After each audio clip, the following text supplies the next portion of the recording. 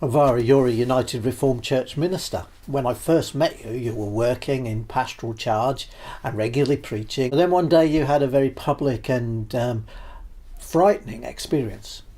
It was during communion, and I had given the words of institution, and I had gone to pick up the elements to distribute them, and I couldn't see them.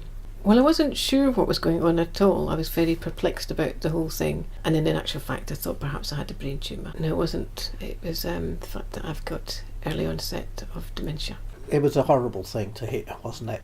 I felt as if I'd been hit by a 20-ton truck. Sure. And because there isn't a cure, just thinking, so what happens? Right. What next? You try to immediately start planning for the future, because that's what's recommended by the clinicians. Make sure you've got everything, your power of attorney, start writing a will, if you haven't already done so. Some people encourage you to plan your funeral. You saw a consultant from the occupational therapy who really rather put a damper on things for you, didn't he?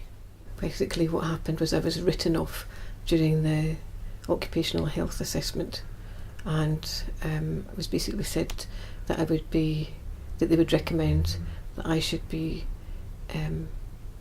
discharged under the grounds of ill health. But you weren't prepared to accept that was the end.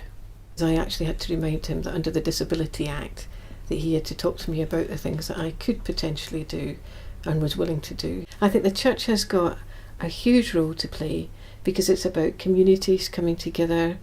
For people, it enables people to walk alongside people in a really hard journey, which is different for everybody. Everybody's journey is different, but there are commonalities about it.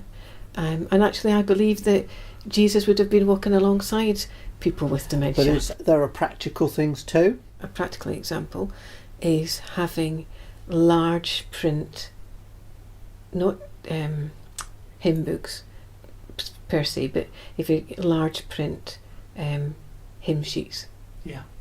Really simple, because it helps people access them. And whatever people do, please ask the people with dementia what they would like. I'd really hope there would be an engagement by communities, the church community, to walk alongside people with dementia and their families, to affirm their worth, to seek out what people can still do. Churches can give meaning for why, for the reason to get up in the morning, because they know they're going to interact with other people, they'll have engagement with people.